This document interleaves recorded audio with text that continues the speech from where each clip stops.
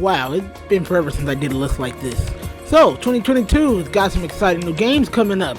Ranging from badass new RPG to compelling story game to new fighting games as well. So, I'm going to give you a list of my top 10 anticipated games of the year. Disclaimer, these are the games I personally enjoy, interested in. So, if there's a game you're interested in and don't see it, I don't know what to tell you. I'm not changing my list for y'all. I mean, you can put yours down in the comments down below and I'll be like, hey, that's dope, or it's alright. But let's get in.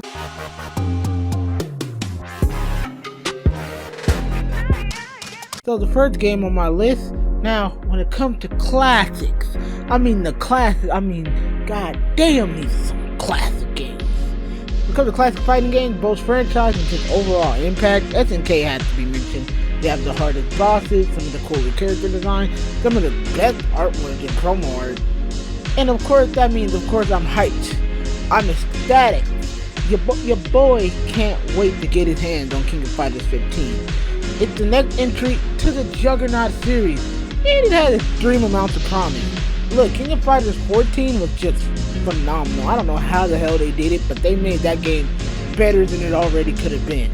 Ever since I played the beta, I know that the combat's a lot faster, character models are leaps and bounds better than the previous entry.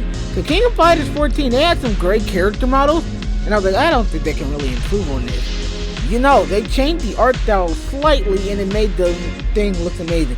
And one of the most important things, that any fighting game that comes out in this next console generation, I don't want to hear no excuses.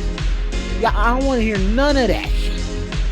Rollback Nitro, which is the new standard, and I feel like KOF just came in swinging with it. But let's get right into our next game that I want to talk about, that I am super anticipated for. Now, this next game is near and dear to my heart, because I am actually a very huge Ninja Turtle fan. Like, I've been obsessed with Ninja Turtles since I was a child. Now again, I'm a huge fan of the Ninja Turtles, from the black and white comics by Kevin Eastman and Peter Laird to the 1980 cartoons reruns, because they used to come on a lot, and the 2003 show to now the IDW comics, which I'm actually starting a collection of. So seeing a game in the art style of the 1980 series, being a beat 'em up like the old arcade games, and trust me, y'all know, back in the 2000s when you go to Chuck E. Cheese, if you see those 4 controllers and you hear Cowabunga, some shit's about to go down. I know I have to play it. I had to play it as soon as I saw the art style, the graphics, and just how the combat plays. Shredder's Revenge looks like a dose of nostalgia for both people of the 80s cartoons, people who love the 2003 series, people who love the 2012 series. This is definitely a dose of nostalgia that I can see a lot of people enjoying. It's 4-player combat from what we've seen, being able to play as all the turtles in April, and possibly in I'm keeping my fingers crossed, Casey Jones. The game has no confirmed release date, but it is slated for 2022 this year, and I need it ASAP. I need this shit in my hand. I need to play it. I need to play this game because it seems awesome. And plus, come on now, it's the Ninja Turtles. Number 8 had to be Suicide Squad Killed the Justice League. So after DC Games took their well-deserved break all of 2021 and 2022, because we didn't hear nothing from them. We didn't get no Injustice 3 trailer. We didn't get no Marvel game trailer. You know, another round. Yeah, they took their break. All of them took their break. But then they came back hitting us with some bangers and decided to give out Suicide Squad Killed the Justice League. And this game, just from its look, its entire feel, looks extremely fun. It looks like something you could turn your brain off and enjoy. And I'm already loving it, from the characters they chose to how they're handling it. Let me explain it. The basic premise: Brainiac has invaded the Earth, usual Tuesday, but something goes horribly wrong. He has taken over some of our greatest heroes, such as Superman, Wonder Woman. He took over the Flash, Green Lantern, and just about anyone else who was in the Justice League. So who's gonna stop him? The Legion of Doom? Nah. Doom Patrol? What? Nah. Why get those fancies when you got the Suicide Squad, which is comprised of Harley Quinn, Deadshot. I assume it's Deadshot. Deadshot. of course, King Shark is the shark, and Captain Boomerang.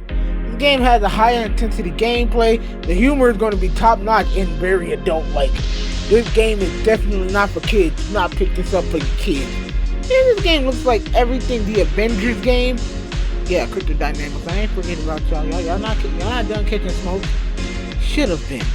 But until then, let's go to the next game. Now, this next game, I will admit, I am not the biggest fan of this series, but I do love this character from clips and actually playing some of the games. Tiny Tina's Wonderland. This whole little game is definitely crazy. Again, I am not the biggest Borderlands fan, but when they gave my little homie Tiny Tina her own game, I gotta check it out. This looks like one big game of Dungeons and Dragons on steroids with guns. And I can already see some of the fun moments and dialogue choices. Tiny Tina, she's a special kind of character. Cause she's fucking crazy. And everything around her is crazy. So imagine just playing crazy. And I already can see the fun moments of me getting to play this game. And I am going to love it. So listen, I'm not the biggest Borderlands fan, but I can't wait to check it out and see what this one has. All the trailers have me sort of warming up to the game. So yeah, Tiny Tina's Wonderland is definitely a game I'm super anticipated to play. I just want to see how hectic and crazy it can possibly get. And we're almost to the halfway point. First of all, I need to thank you guys for sticking with this video this long. I got it then, because you might not care about the games I like, and that makes so much sense. But let's get to number 6, being Sonic Frontier. I'm a huge fan of the Sonic franchise. I've played every game, watched every Sonic show. I've even played the bad ones like Sonic 06. And I needed intense amounts of therapy and alcohol to get through that whole entire game. That game and a little bit of Sonic Colors, because that story is pretty freaking awful. But let's just say I've been through the Sonic shows and movies, and trust me, I love the movie. Surprisingly, I do, but no, it's pretty good. But I was super hyped for Frontiers getting announced. You see, the last 3D Sonic game we got was Forces, and that wasn't a remaster or a re-release, but it still wasn't good. It was pretty fucking awful, and I also needed to, let's just say there was a lot of Smirnoff's drink that day after that happened. That game was pretty bunned, like, damn, how do you fuck that one up so bad? But I'm done talking about the bad, let's talk about the good. That being Sonic Frontiers. Sonic Frontiers is going for a massive open world and will be a fast one. And we don't know much about it, but I'm ready. And I can't wait to see what else they have to offer for this game. Cause, they're using next-gen technology, which can give us a pretty cool Sonic game. In an open world one, there hasn't been a lot of them, and this one will be pretty bad, so I can't wait to see it. This next one kind of falls in line of being both a video game fan and a comic book fan. More licensed games. We're talking about Gotham Knight. And I told you, DC was not holding back on the amount of content that they were going to produce. They're pulling no punches with the type of game they're giving us, and they gave us Gotham Knight. Now, it's not as much info as a lot of games either, but from what we know, it's a 4-player co-op RPG where you play as the Bat family, Nightwing and all around her with combat. And come on now, it's fucking Nightwing. How can you not like Nightwing? Then Tim Drake Robin is more of a strategist, and then we have Red Hood, the gunslinger Batgirl, who is more gadgets, and it's just super awesome. Not just that, but the storyline looks very interesting, having the Court of Owls attack after Bruce Wayne supposedly dies. I still feel like he's gonna come back in this game somehow, either as a DLC or whatever. But I'm really excited to see what they're gonna do with this game. I'm really excited and intrigued by the idea. I'm a huge Nightwing and I'm a huge Robin fan. So seeing these characters being playable, I'm definitely gonna check this game out. And by the way, if you're wondering, we're playing Batman Arkham Asylum on my Twitch channel, so go down there and follow. But I'll stop with the plug. I'll probably plug this later, but see. Alright, let's go on to the next game. Now, I myself love strategy games. I know you guys love strategy games, but I love strategy games. I can't get enough of them. I love them. From Fire Emblem to XCOM. Shit, I'm pretty sure I was the only one that bought Pokemon Conquest for $60. Well, $40 because it's a portable game. So seeing Marvel and the XCOM directors make Midnight Sun, this was the darkest Marvel game since Marvel Nemesis and The Punisher, I am super excited to see what this game can do.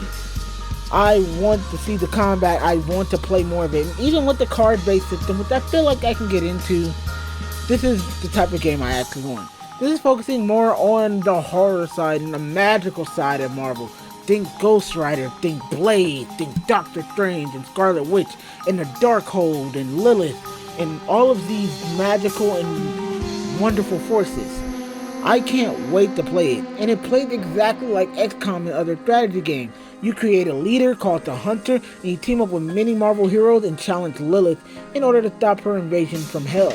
I am super excited for this, and considering that Marvel's been kind of focusing more on the magical side due to Multiverse of Madness, I think, and of course we have the Darkhold series going on in the comics right now, this actually is a really well done decision. And I like that they kind of waited so they could get the X-Men characters in there. So we see Wolverine, we see Iron Man. Still waiting for Spider-Man to be in there somehow. Or Venom, or something Spider-Man related. But because you know, if you don't know, in the comics, Spider-Man has more of a connection to Mephisto. But yeah, that's it. Anyhow, number 3. This is going to make a lot of people mad. Persona 4 Arena Ultimax for the PS4. Okay, before I hear you guys say it. This list isn't in any order, so just don't ignore the numbering. But yes, I am hyped for a re-release of a game I already have. And the reason for it is that I kind of want to play this on a next-gen console. I need to actually have people to play against because nobody played the PS3 or the Xbox 360 version of this game.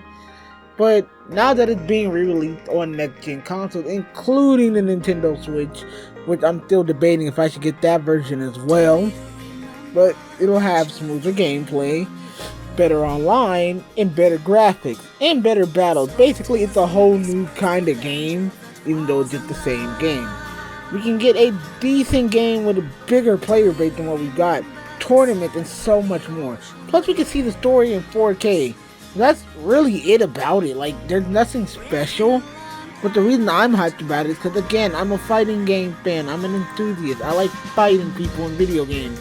And I will actually have an online player base to try this game out. And I know that people are definitely interested in Persona fighting games because look at how well Persona 5 did and how well Persona 4 is doing on the Steam. So it has a player base. It definitely has a player base.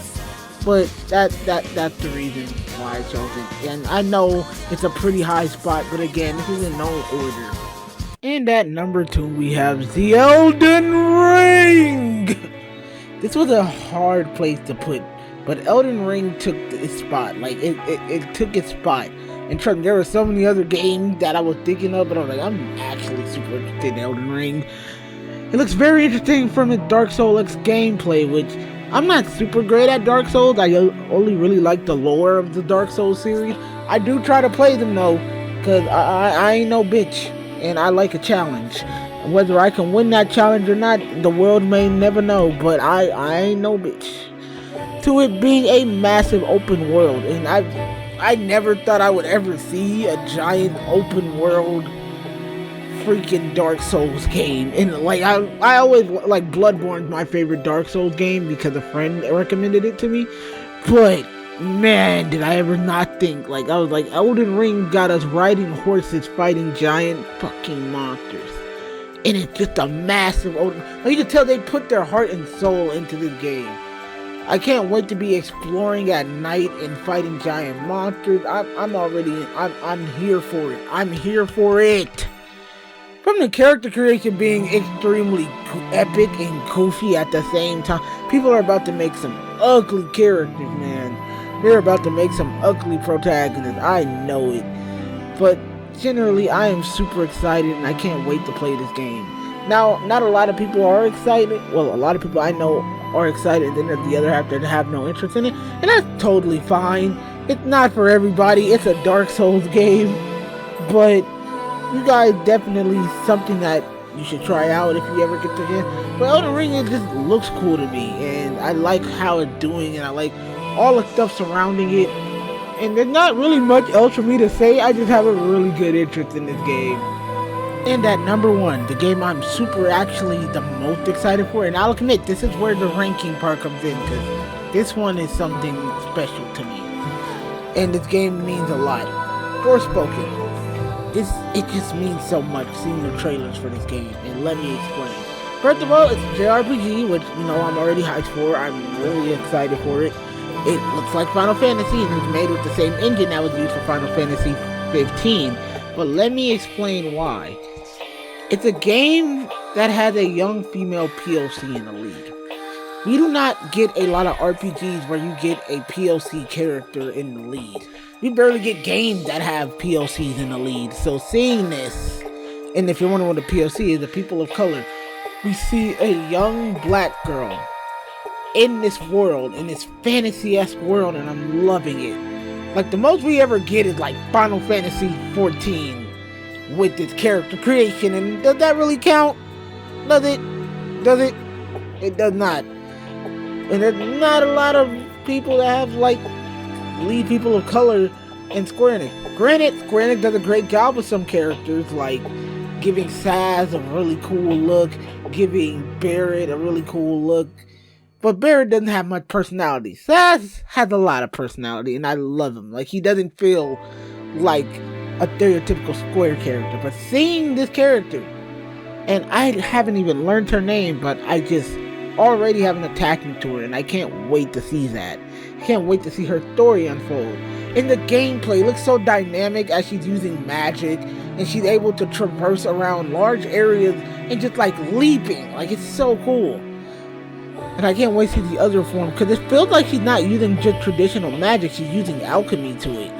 And, just to defend yourself. It's a magical story that I'm very happy to see. Also, it's going to be a little bit more of a mature story, because if you saw the first trailer, she literally saw a dragon and said, "What the fuck?" That ain't the most realistic reaction to what we would see if we saw dragons and all this fantasy crap in real life before our eyes. I don't know what is. But yeah, Forspoken is my #1 most anticipated game of 2022. So those are a few games that I'm excited for this year. And I hope you saw some that you are excited for too, or that has piqued your interest from my ramblings about them. An honorable mention has to go to Bayonetta 3 and Splatoon 3. I just couldn't fit them in, and I didn't see much from them anyhow. Like, there's not a lot shown. Like, we only have one trailer for Bayonetta 3, but I'm super excited for it. And for Splatoon 3, we also only have one trailer, and we barely saw any gameplay for it. So yeah. Anyhow, don't forget to check out my Twitch channel. That's where I will be playing all of these games and more. And we are trying to get to 100 followers, so I can do a face reveal over there, and we'll probably do it over here. Also, if you want to see me play games such as Batman Arkham Asylum and Arkham City, we're going through the whole Arkham series. If you want to see me play games like Spider-Man before Spider-Man 3 comes out, if you want to see me play Kingdom Hearts for the 22nd anniversary of Kingdom Hearts, come by the streams, come by Twitch, and yeah, you'll be welcomed. The link will be down below. It's always down below. It's always in the pinned comment. I will also be playing just about all of the games that you saw on this list. But yeah, go follow my Twitter and Instagram for content updates. Don't forget to subscribe to the channel. Show me some support. Show a black creator some love. And don't forget to share this video around to bring in your friends, show them some games that they might want to play. But until further ado, let your heart be your guide key. And I will see you around. Peace.